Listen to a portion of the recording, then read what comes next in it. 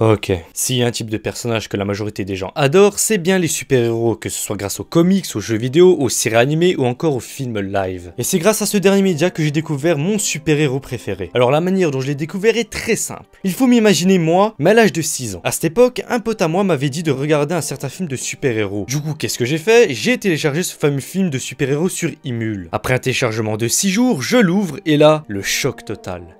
Un porno.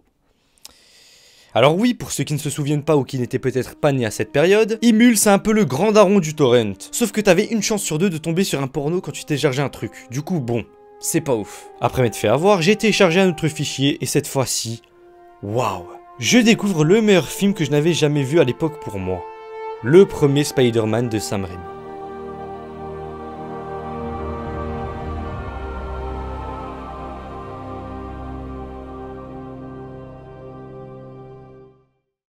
C'est le nombre de Spider-Man qu'on en a eu en 18 ans. Avec la trilogie de Sam Raimi, les 2 opus de Mark Webb et enfin les 2 derniers films avec le Marvel Cinematic Universe. Maintenant, ce dernier a un gros problème comparé aux 2 autres. Mais avant de vous dire lequel, il est important que je vous parle de ce que j'ai pensé des 2 films solo Spider-Man du Marvel Cinematic Universe. Spider-Man Homecoming. On va être clair tout de suite, c'est le pire film Spider-Man sorti de ces 3 sagas. Bon, je vais m'expliquer. Pour commencer, c'est un film de teenager. S'il y a vraiment un genre cinématographique que je déteste, c'est bien évidemment les films de teenager. Pourquoi? Bon, je pense que ça se remarque assez avec mon absence évidente de barbe que je ne suis pas très âgé, ce qui fait que je fais plus ou moins partie des cibles de ce genre de film. Et j'ai toujours détesté ce genre de film parce que le fait de voir des personnages adolescents complètement débiles et caricaturaux, bah je déteste ça. C'est pour ça d'ailleurs que j'adore la saga de Sam Raimi. Parce que ces films ne se sont pas focalisés sur le fait qu'il soit un adolescent et qu'il ait des problèmes d'adolescent. Même dans la saga de Mark Webb, ça a été bien fait parce qu'on ne se focalise pas sur ça. Alors que dans Spider-Man Homecoming, le fait qu'il veuille prouver sa valeur malgré le fait qu'il soit un gamin, essayer d'avoir une petite amie, aller au bal, etc. Bah j'en ai rien à foutre, du moins de la manière dont ça nous est montré dans ce film. Parce que si on regarde avec une autre œuvre de Spider-Man qui se passe au lycée, c'est-à-dire la série d'animation Spectacular Spider-Man, bah là c'était excellent. On a un personnage qui affronte des problèmes du quotidien, comme aider sa tante avec ses problèmes d'argent, surmonter un deuil, etc. Ensuite, en autre raison qui fait que je déteste ce film,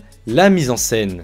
Alors bah il y en a presque pas en fait. Dites-vous quand même que le truc le plus cool de Spider-Man, c'est-à-dire tisser sa toile entre les buildings, n'est même pas présent dans ce film. Toutes les scènes d'action sont filmées avec le minimum syndical. Dans ce film on n'utilise pas du tout le potentiel créatif que l'on peut avoir avec ce super-héros. Même The Amazing Spider-Man avait des scènes d'action exceptionnelles. Enfin le dernier point que je vais aborder est le scénario, qui est correct pour un film de teenager. On utilise pour moi très bien le fait que ce film se trouve dans une saga avec le personnage du vautour qui est en lien avec la bataille de New York. L'histoire est correcte, pas au niveau des précédents films Spider-Man, mais elle est correcte. Bon, il y a évidemment d'autres trucs qui font que je déteste ce film, comme par exemple le casting des personnages secondaires, genre MJ, qui, non, en fait, c'est pas elle, sur tous les points, par le fait qu'elle soit la copine du héros. Mais bref, passons maintenant à sa suite. Spider-Man Far From Home, la suite de Avengers Endgame, le film qui est censé conclure toute la saga de l'infini. L'épilogue de cette saga qui va nous permettre de voir le monde après que la moitié de la population se soit fait effacer pendant 5 ans et qui a été ressuscité. On s'en branle, on s'en branle, on s'en branle, c'est de la merde! Déjà, on nous montre de manière comique comment la moitié de la population a disparu et a réapparu 5 ans après. On nous fait des blagues du style: avant mon petit frère il était plus petit que moi et maintenant il est plus grand. Waouh, qu'est-ce que c'est que cette merde? Bref, plus sérieusement, ce film est meilleur en soi que Spider-Man Homecoming, mais il reste moins bon que tous les films précédents que Sony a sortis. Pourquoi? Pour commencer, le scénario est pas ouf du tout. Vous vous souvenez du précédent film où Peter n'arrêtait pas de nous répéter qu'il avait les épaules pour être un super-héros? Bah finalement non, il veut juste rester la petite araignée sympa du quartier. Alors que dans le précédent film, il a affronté Thanos dans l'espace, bordel. Ouais mais tu sais, il a été traumatisé par la mort de Tony, on peut le comprendre, c'est qu'un gamin. Non, pour lui, il veut juste faire son petit voyage en Europe.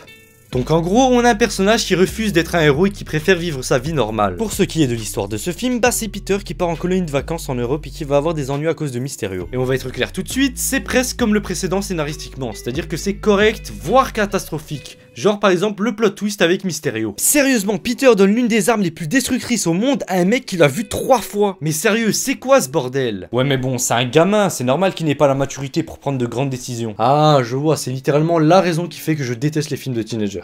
Ensuite, niveau mise en scène, oui, c'est mieux. Mais bon, les scènes d'action sont filmées comme dans n'importe quel autre film du Marvel Cinematic Universe. Du coup, c'est bien, mais sans plus. Quoi, sans plus? Alors qu'elle est meilleure scène du MCU dans ce film? Oui, j'y viens. Parlons du Spider-Sense.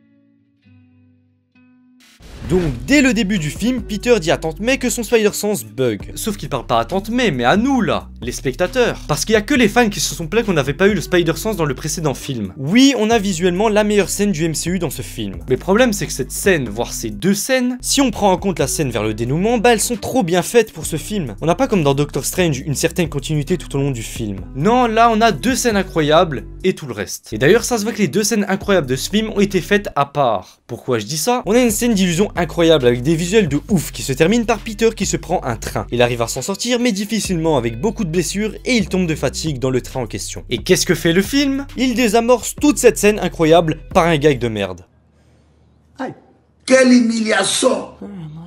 Pour finir au niveau de la mise en scène, il y a des scènes à la toute fin du film où Peter tisse sa toile entre les buildings, qui sont filmées exactement comme toutes les autres scènes du film. Du coup, ce film est meilleur que le précédent, mais peut mieux faire. Mais du coup, quel est mon problème avec Spider-Man? Parce que pour le moment, je n'ai parlé que des films en eux-mêmes, mais pas de ce nouveau Spider-Man du Marvel Cinematic Universe. Et même si en soi, ces films sont médiocres comparés à ceux de Sony, il y a un vrai problème avec ce Spider-Man. Je vais même vous dire une chose, de tous les films Spider-Man, voire même de presque tous les films de super-héros que j'ai vus, c'est la première fois que j'ai cette sensation en regardant un film de super-héros. Mais de quoi tu parles à la fin? Je ne vois pas un super-héros. Alors oui, ça peut paraître bizarre, mais pour moi, ce Spider-Man du Marvel Cinematic Universe n'est pas un héros. Pourquoi? Pour deux raisons. La première, qui est Spider-Man? Bah c'est un adolescent qui s'est fait mordre par une araignée et qui... Ça, je le sais. Mais pourquoi alors on n'a pas d'origin story? Bah, ils allaient pas nous refaire une origin story sur un personnage qu'on connaît déjà. Mais ce Spider-Man là, on le connaît pas. Comment est-il devenu un homme araignée? Comment a-t-il réagi quand il a eu ses pouvoirs? Et bordel de merde, est-ce que Oncle Ben existe dans cette version du personnage? On sait pas. Juste dans la version de Sam Raimi, dans la version de Mark Webb, on a de grosses différences au niveau des origin story des personnages. Alors certes, les très grandes lignes, on les connaît déjà, c'est vrai. Mais bon, c'est une nouvelle version du personnage, dans un nouvel univers, celle du MCU. On a besoin de savoir, parce que là, ça donne juste l'impression que les scénaristes ne savent même pas d'où vient le personnage. Parce que vu qu'on ne parle jamais de l'oncle Ben, on doit considérer que c'est la mort de Tony qui va avoir un impact fort sur sa vie de super-héros. Alors déjà, si c'est le cas, le message n'est pas du tout le même. Parce que la mort de l'oncle Ben a été causée par Peter, il aurait pu l'empêcher s'il avait eu un comportement juste. Et qui va avec la fameuse phrase « un grand pouvoir implique de grandes responsabilités ». Or, si c'est la mort de Tony qu'on doit prendre en compte, c'est quoi le message? Deviens un héros comme moi?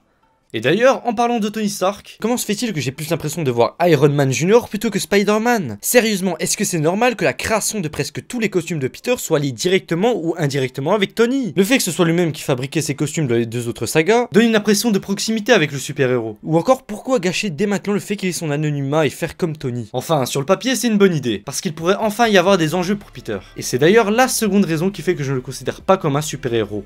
Les enjeux présents dans ces films. Je vais m'expliquer évidemment. Qu'est-ce qu'un héros? C'est celui qui se distingue par ses exploits ou un courage extraordinaire. Voilà. Maintenant, qu'est-ce qu'un super-héros? C'est un héros avec très souvent des capacités hors du commun, souvent déguisées, qui affrontent des vrais problèmes comme des super-vilains qui peuvent mettre en péril des vies. Et du coup, qu'est-ce que le personnage de Peter a accompli de super-héroïque dans son premier film? Bah il a sauvé ses amis de la mort quand même. Oui, enfin non. Dans Spider-Man Homecoming, à un moment, Ned va aller avec sa classe au Washington Monument, avec une bombe Shitori dans son sac. Et cette dernière va exploser dans son dos. Tout l'ascenseur va être détruit, mais Ned et sa classe ne vont rien avoir. Déjà là, comment voulez-vous que je prenne au sérieux ce film quand une bombe explose derrière un personnage et qu'elle ne lui fait rien? Ensuite, à la fin du film, Peter va empêcher le vautour de voler les affaires de Tony. Ok, maintenant on va comparer avec d'autres vrais super-héros. Iron Man, dans tous ses films, est montré comme un héros, on le voit sauver des vies qui étaient en danger. Dans les Spider-Man de Sony, on voit Peter sauver des vies qui étaient en danger. Même chez la concurrence pour DC avec Superman, on le voit sauver des vies qui étaient en danger. Or pour Spider-Man Homecoming, je vois un héros, mais pas un super-héros. Et pour ce qui est de Spider-Man Far From Home, en dehors du fait qu'il fuit ses responsabilités de héros, bah même à la fin du film où en soi il sauve ses amis de Mysterio, je n'arrive pas à prendre au sérieux un film qui ne fait que des blagues et qui ne veut pas imposer une ambiance pesante. Parce qu'à la fin du film, les amis de Peter se sont enfermés dans un musée et vont être tués par des robots d'Edith. Mais le problème que j'ai avec ça, c'est que je ne vois pas réellement les enjeux dans cette scène. Quand les personnages font des blagues tout le temps et qu'on a plus l'impression qu'ils seront toujours protégés par une armure scénaristique. Et c'est vraiment le seul super-héros qui me fait cet effet-là. Thor, Spider-Man, Iron Man y arrivaient, mais celui-ci, non. Je veux voir ce Spider-Man sauver des gens random, je veux voir la vie de ses proches en danger, je veux le voir en danger, sans que la tension dramatique ne soit gâchée par le film. Or pour le moment, la seule scène où j'ai réellement eu l'impression que c'était un super-héros, c'est dans Infinity War. Est-ce que c'est normal que ces films solo soient si vides? Je pense pas. Maintenant j'ai un espoir. Spider-Man Homecoming 3. Pourquoi? Bah parce que ce film peut changer tout ça. Avec la scène post-crédit de Spider-Man Far From Home, Peter n'a plus d'identité secrète. Avec le troisième volet, on peut avoir de réels enjeux. On peut enfin avoir un Peter en danger, voir ses proches l'être aussi. Et ça peut être intéressant. Après, si on désamorce cette scène, je n'aurai plus aucun espoir pour ce personnage. Pour conclure, je ne vois pas Spider-Man du Marvel Cinematic Universe comme un super-héros, mais plutôt comme un héros. Et ça pose un gros problème. Son manque d'origine story casse vraiment tout, et surtout le manque d'enjeu dans ses films fait que je ne vois qu'un gamin avec des super pouvoirs plutôt qu'un grand héros.